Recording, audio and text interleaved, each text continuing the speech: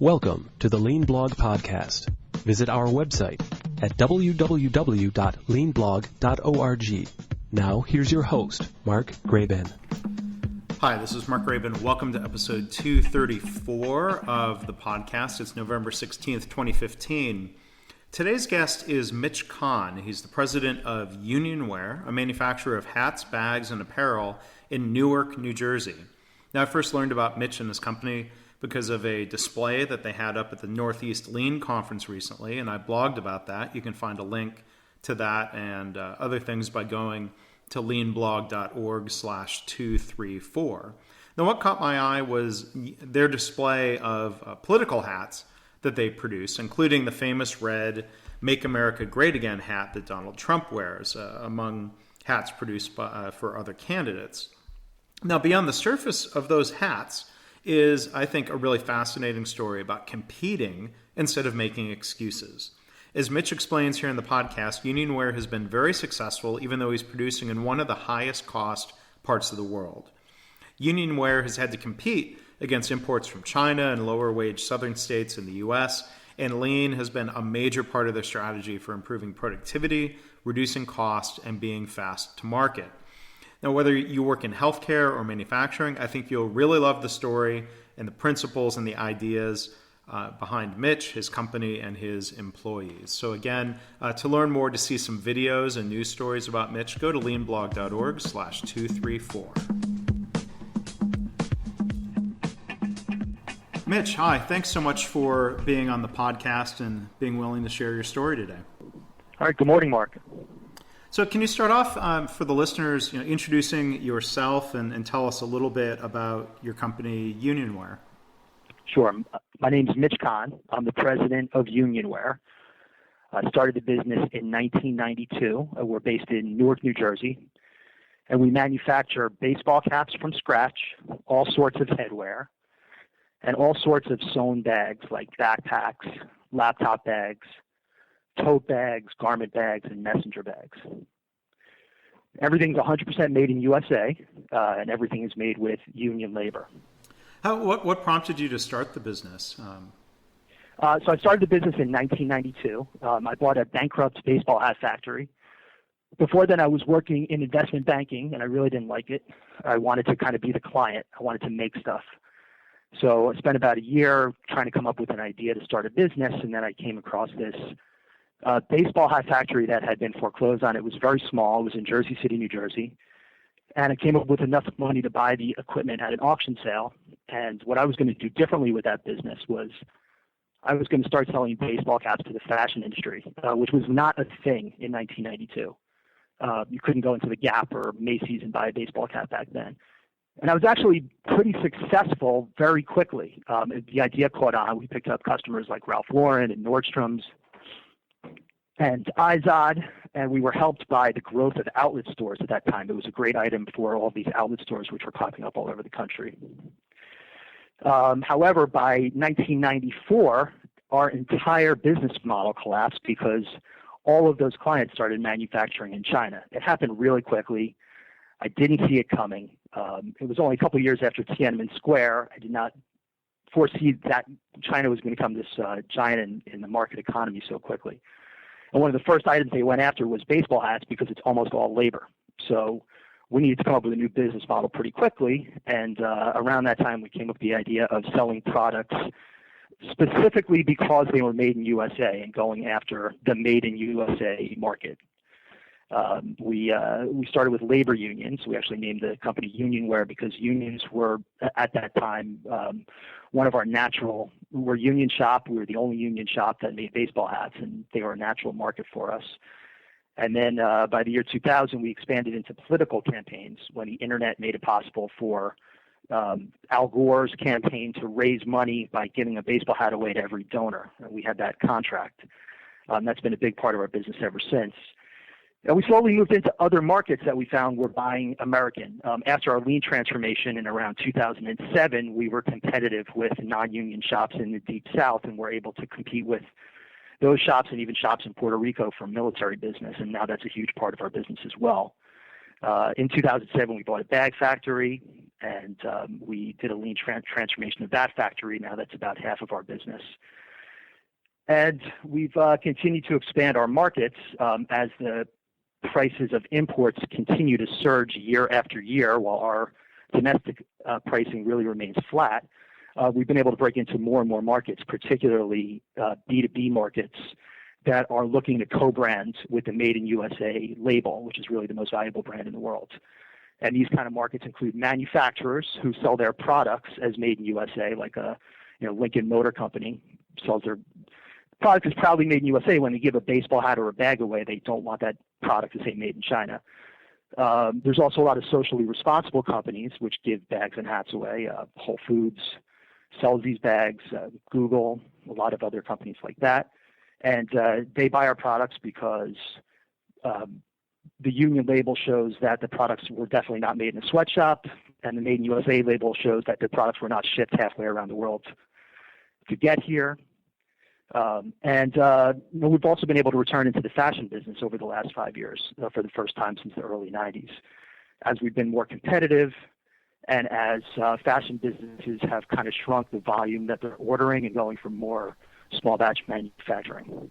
Now, I mean, it sounds like I'm curious to hear that there's a sense of purpose here, where in a lot of industries, companies go with the flow. People start going to China, and all the lemmings follow, and everyone says, "Well, we have to go to China." Even before you discovered lean, why was that important to you to stay in New Jersey?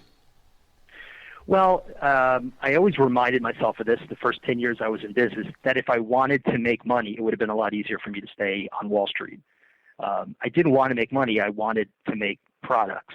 I found the manufacturing process to be extremely rewarding.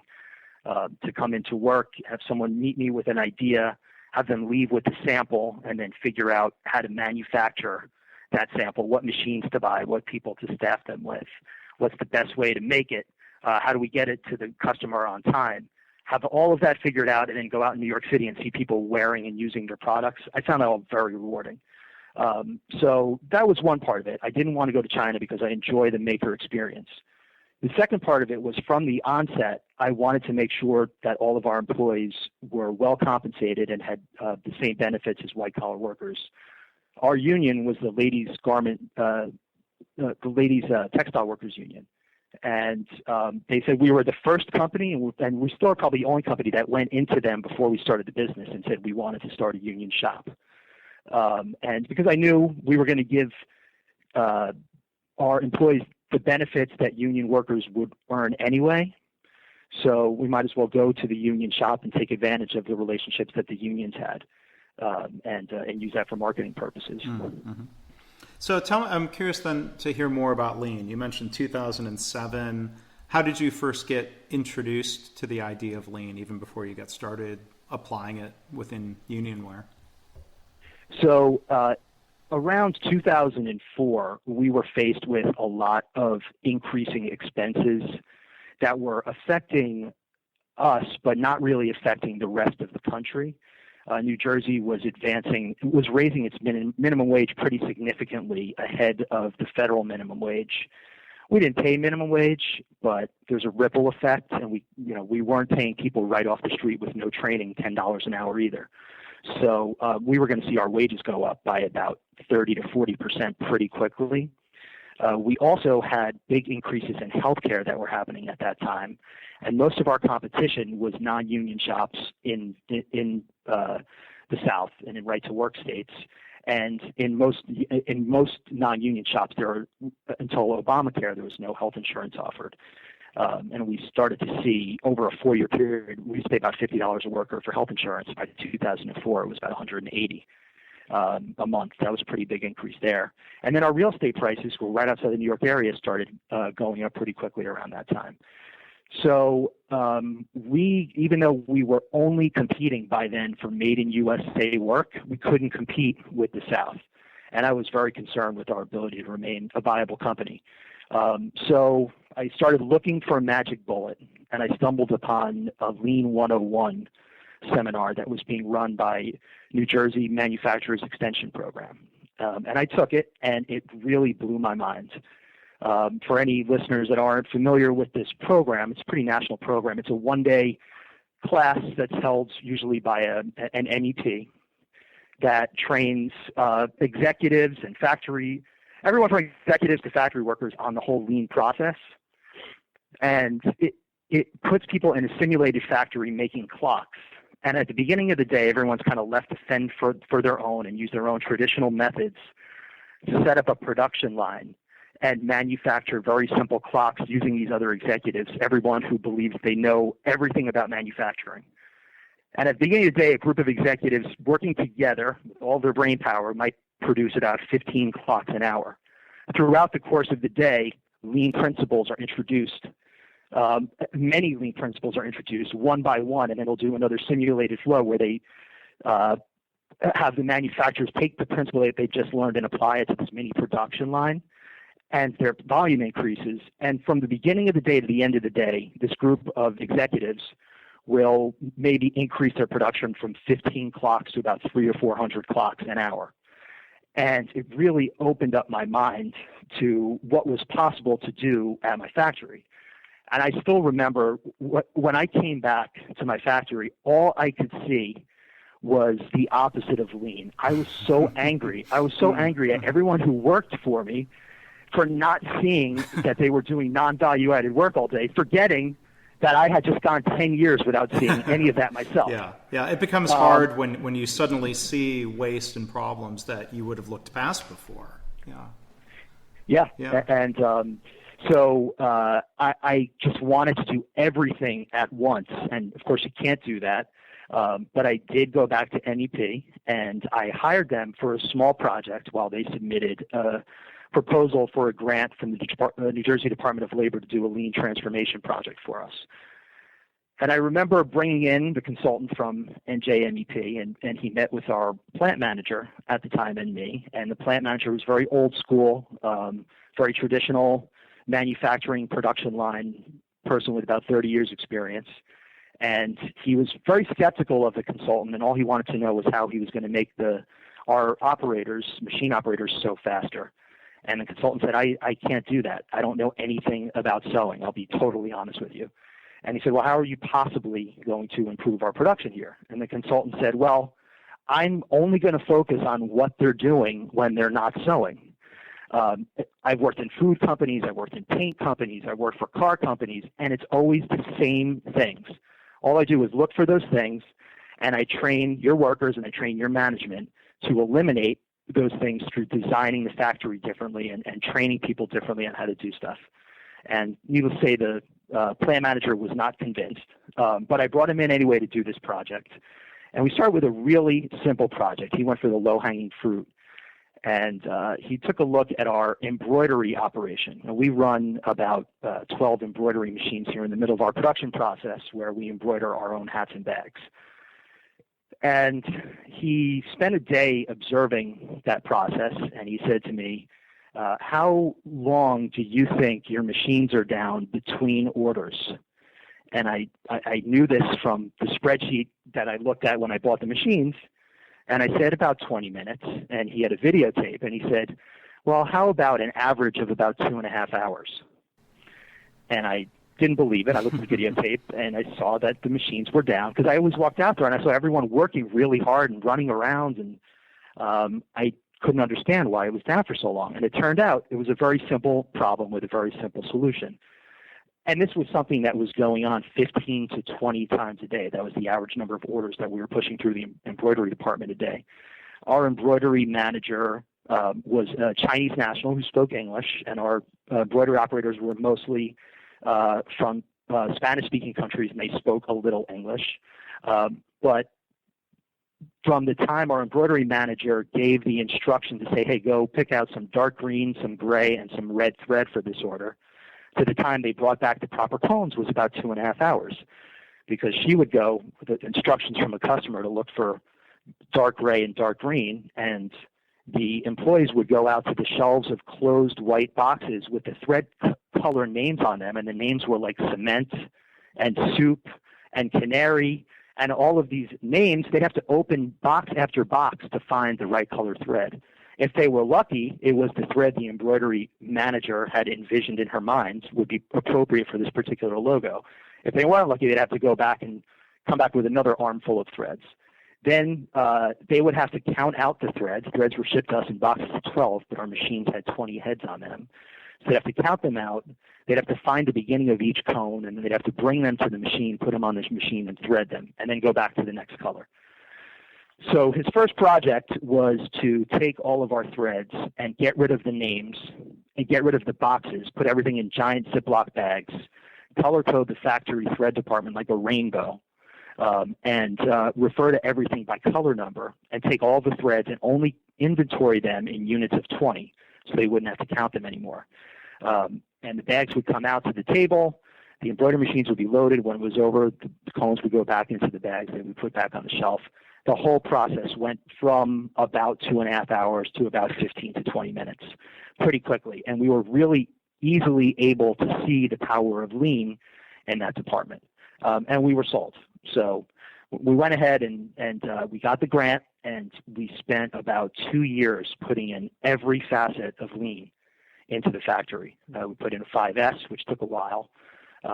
We did all sorts of Kanban. We did single cell flow, and every one of these steps was really a phenomenal success for us. The 5S that's something that we do every year, and it's always kind of the same process. It's something that the owner really needs to be involved in, because there's no way anybody who works for me is ever going to throw a machine away, for example. I said, hey, we're never going to use that machine. No one's going to pay for it. Yeah. I just looked on eBay. We're just going to sell it for scrap. I mean, nobody's going to do that. If I had a president of the company, I was the owner, the president wouldn't do that. Right. So I need to actively just show up ready to get dirty for a couple of days, and we go through the 5S, and that's been successful for us. Yeah. Well, you mentioned the MEP program, and for people who aren't familiar with that, it's a federally sponsored, funded program, but the MEPs operate at the state level. And, Mitch, some of the MEPs are actually doing work with healthcare organizations. The Ohio MEP, which works under the name TechSolve, they get out there, and they're not just working with manufacturers, they're working with healthcare providers. And, you talk about your healthcare costs going up. If you had a chance to go into the hospital, you would, I know you would see the parallels of why does it take so long between cases in the operating room. It's not a matter of, you talk about sewers.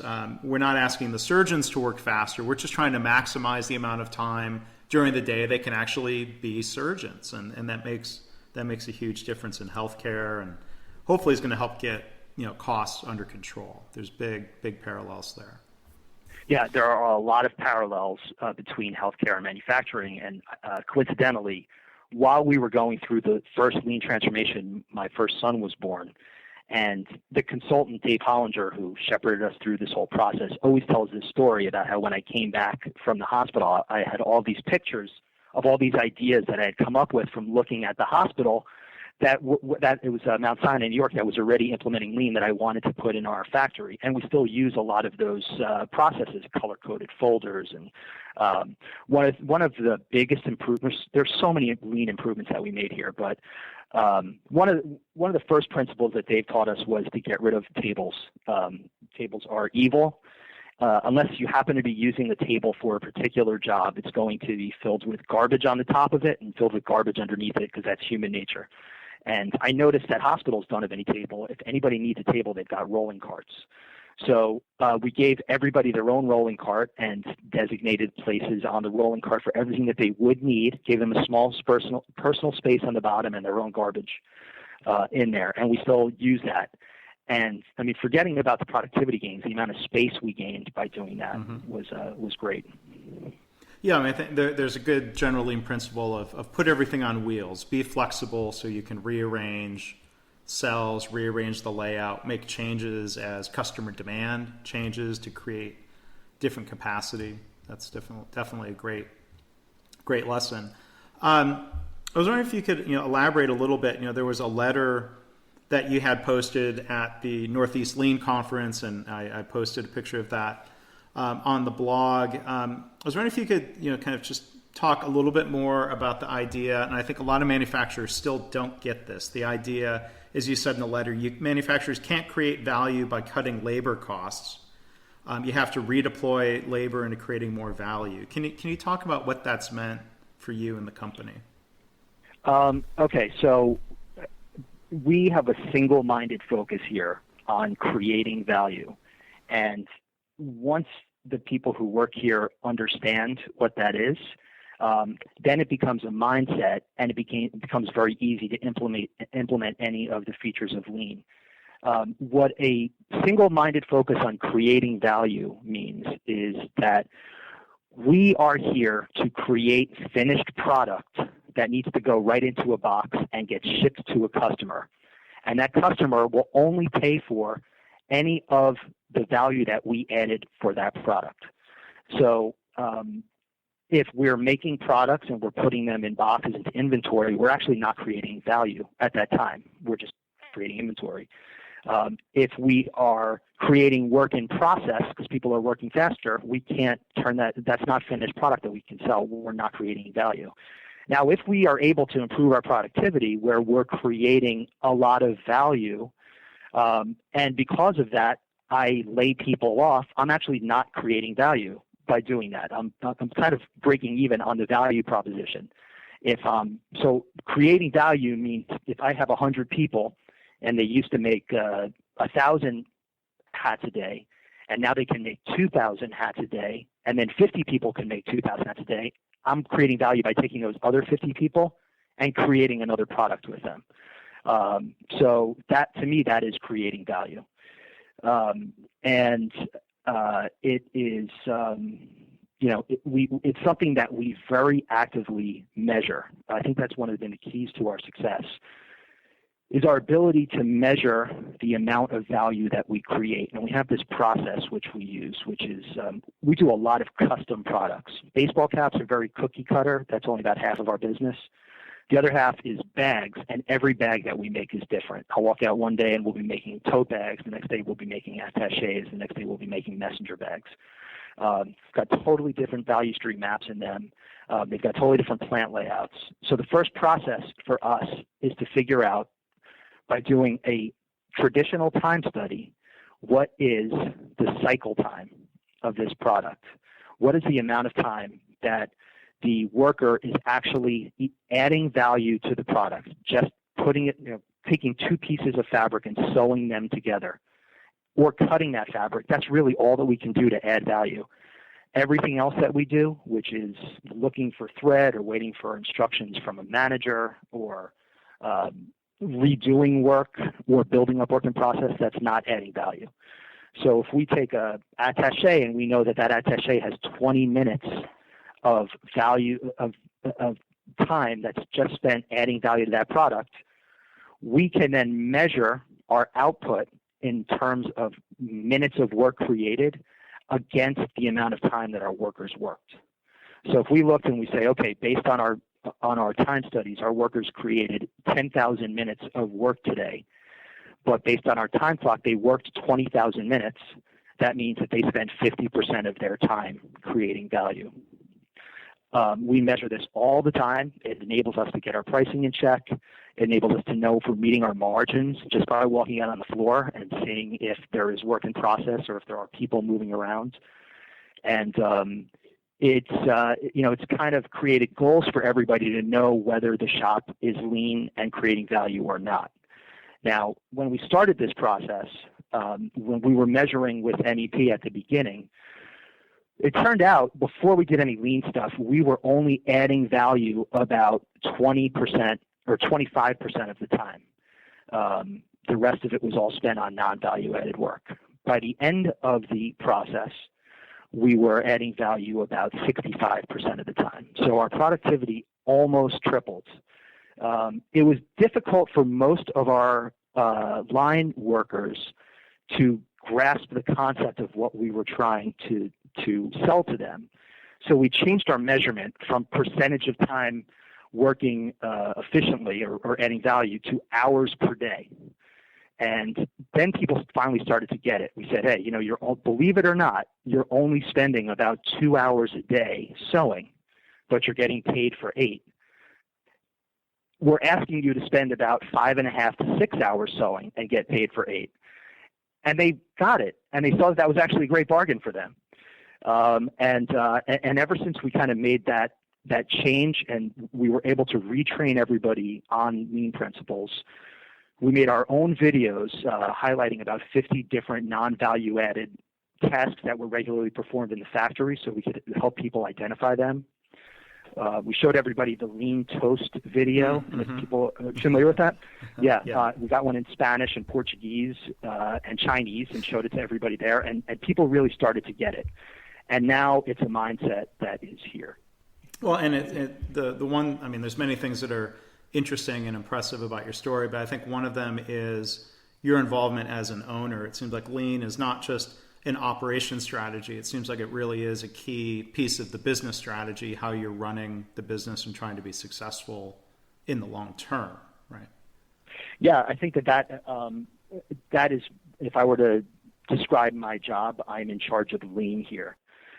Everything else kind of takes care of itself, but lean is a battle against human nature, and it constantly needs improvement. If you're doing lean properly, you need to continually improve, because if you are able to clear up one bottleneck, there's going to be another bottleneck created somewhere else. And you clear up that bottleneck in sales, then there's going to be a bottleneck in production. And you clear up that bottleneck, then you'll find a bottleneck in order processing.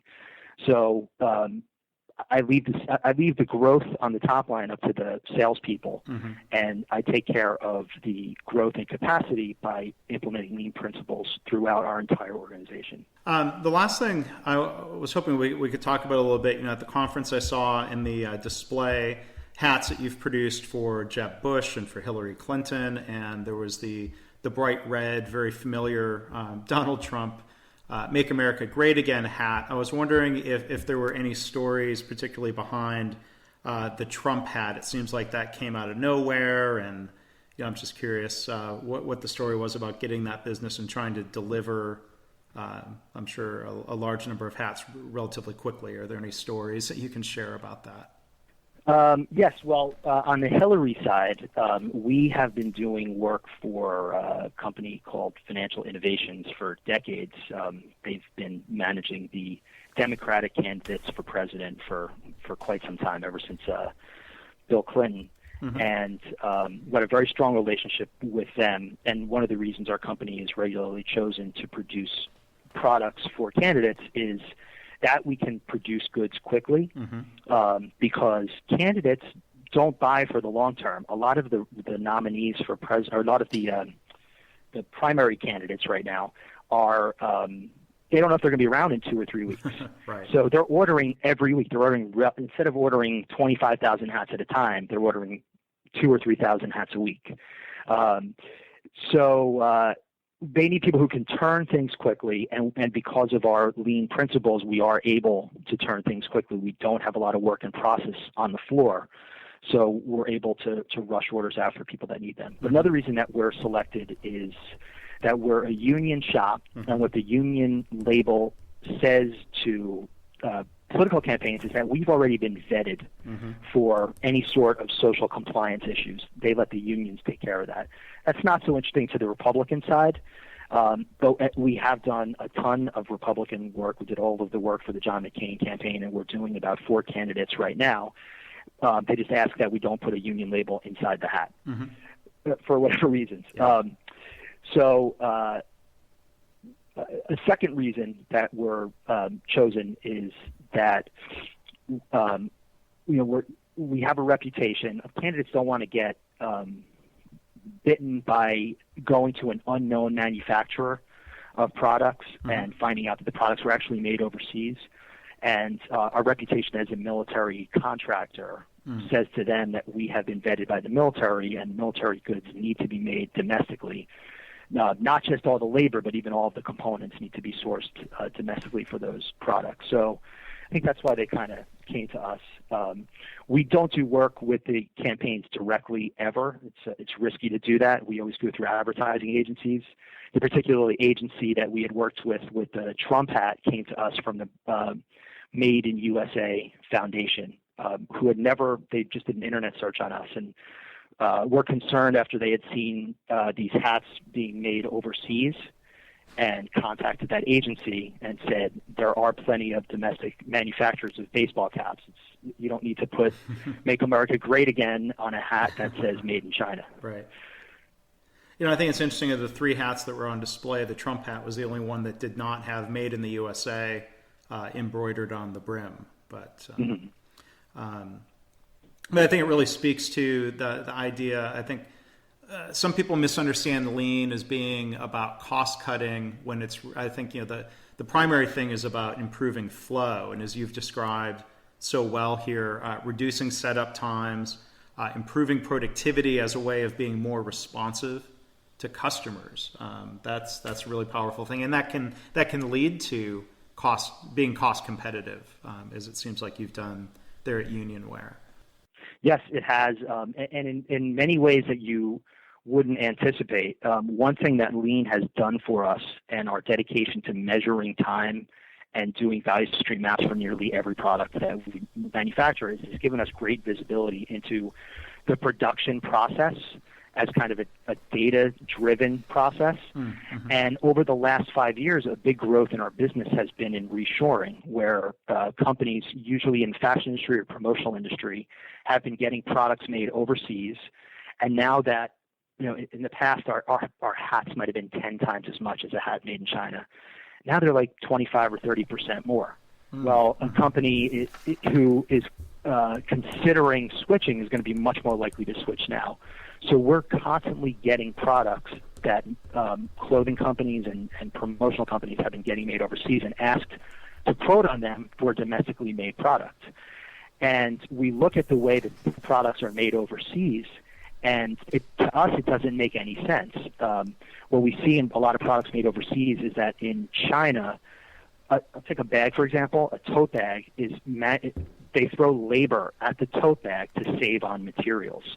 It's a dead giveaway when I see a tote bag that has a seam running along the bottom.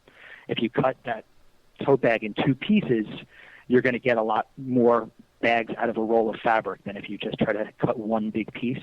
But it adds a lot of labor and it makes a weaker bag. It makes no sense unless you were trying to save money on materials. So we take these products and we re-engineer them in a way that is lean and uses the least amount of labor possible. And between our productivity increases and our ability to reduce the amount of labor that goes into the amount of cycle time that goes into the product, we're really able to be competitive on a lot of products. Yeah, particularly in the fashion business. Well, I really appreciate you being able to share your story, both at the Northeast Lean Conference and for taking time to talk with me here today, Mitch. Again, my guest has been Mitch Kahn, president of the company Unionwear. Mitch, I was wondering if you want to talk about the company's website or any ways people can learn more about your business, or if you have any final thoughts for the listeners. Sure. Our website is Unionwear, that's WEAR.com. We have over 40,000 made in USA products that you can search for on that website and order directly off of the website. I just would like you to contact me through the website if you have any questions about lean. I love helping other manufacturers who are just getting started in it. And if you are just getting started in the lean process, I just want to warn you, it's never a good time to start, but once you start, you will be rewarded. However, you'll never finish. You'll always be continuously improving. Well said, and thank you, Mitch, for that final thought and for being a guest here today on the podcast. I really appreciate it. All right, you're welcome. Thanks. Thanks for listening. This has been the Lean Blog Podcast.